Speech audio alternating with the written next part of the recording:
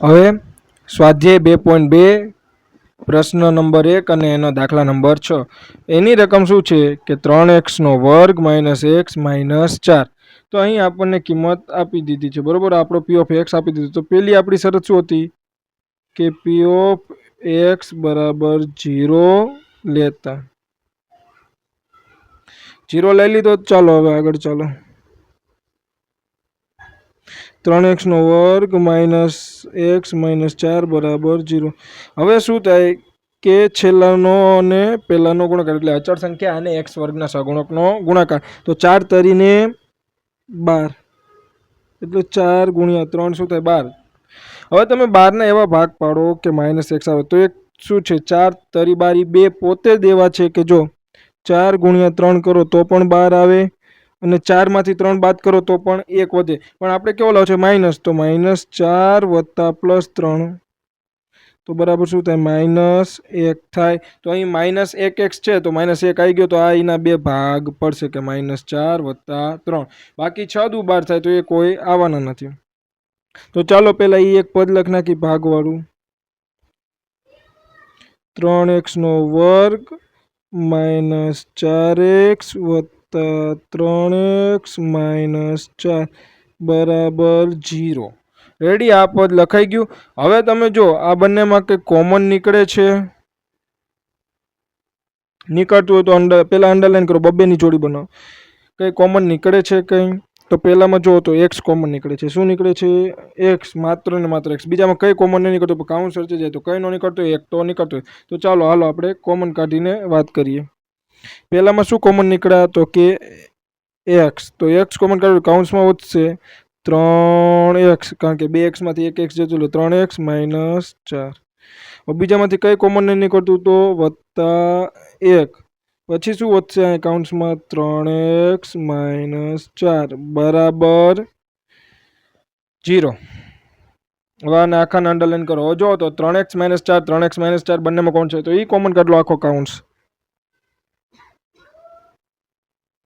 3x -4 common કાઢતા અહીંયા 3x -4 common કાઢો તો અહીંયા x વત્તા 1 વધે x અને અહીંથી વત્તા 1 બરાબર 0 હવે બંને બરાબર 0 અલગ અલગ લઈ લો 3x -4 બરાબર 0 x વત્તા 1 બરાબર 0 હવે અહીં એક ઓલી બાજુ જાય બરાબરની પેલી બાજુ તો માઇનસ થઈ જશે x બરાબર -1 અહીં શું થાય 3x બરાબર 4 કારણ કે 4 બરાબરની પેલી બાજુ જાય તો પ્લસ થઈ જાય તો x બરાબર 4/3 આ 3 શું x ને એકલો પડે 3 છેદમાં જાય એટલે 4/3 તો એકને કહી દો આલ્ફા અને બીજાને કહી દો બીટા હવે આપણે સંબંધ તપાસવો હોય તો આપણી જોડે એબીસી હોવા જોઈએ તો ચાલો એ ની કિંમત શું છે 3 એટલે x વર્ગનું સહગુણક બી એટલે x નું સહગુણક તો -1 અને સી ની કિંમત તો કે -4 ચાલો આપણે સંબંધ તપાસીએ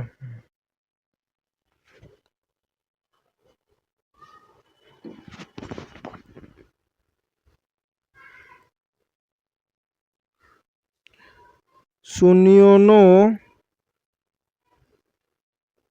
સરવાળો તો શૂન્યોનો સરવાળો શું થાય આલ્ફા વત્તા બીટા બરાબર -b/a જ્યાં બી શું છે x નો સહગુણક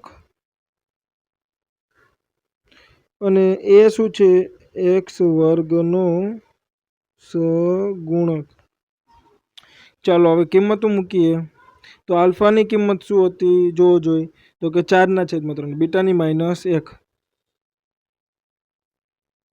આલ્ફાની કિંમત 4/3 બીટાની -1 બરાબર બીની કિંમત જોવો જોઈએ -1 તો જો અહીં સૂત્રનું માઇનસ ને -1 અને તમારો એ જુઓ તો એની કિંમત શું હતી 3 હતી તો અહીં તમે જોઈ શકો છો -1/3 હવે અહીં જુઓ તો આના છેદમાં 3 છે આના છેદમાં નથી તો કંઈ નહીં ક્રોસ ગુણાકાર કરો તો 3 × 3 તો 4 - 3 આખાના છેદમાં 3 તો 4 માંથી 1 કેમ એવું કરવું પડ્યું? કારણ કે એના છેદમાં 3 નહોતો એટલે એ ક્રોસ ગુણાકાર લેવો પડ્યો, કારણ કે એના છેદમાં પણ 3 જ. અથવા બીજી પદ્ધતિ એવું છે કે ઉપર નીચે અંશ અને છેદમાં 3 વડે ગુણતા, તો પણ એવું થાય કે 3 એકા 3 ને 3 બંનેના છેદ આખાનો છેદ 3 બની જાય, તો પણ લાગુ પડે. પણ અહીં ક્રોસ ગુણાકાર એ સરળ પડે હવેના ધોરણોમાં. તો 4 - 3 એટલે 1/3 બરાબર 1/3. તો આપણો સંબંધ સાબિત થઈ ગયો. હવે આગળ જઈએ તો કે શૂન્યનો ગુણાકાર.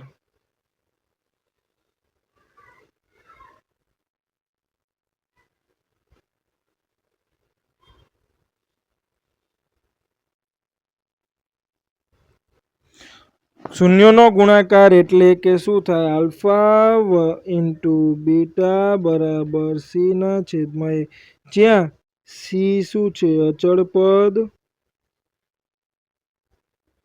અને એ શું છે? આગળની જેમ x વર્ગનો સહગુણક. તો ચાલો કિંમત મૂકો. આલ્ફાની કિંમત શું? 4/3. બીટાની કિંમત શું? -1. સીની કિંમત શું હતી? -4. એની કિંમત શું હતી? તો કે 3. તો 4 એકા 4 તો -4/3 બરાબર -4/3. તો અહીં તમારો સંબંધ સાબિત થઈ ગયો.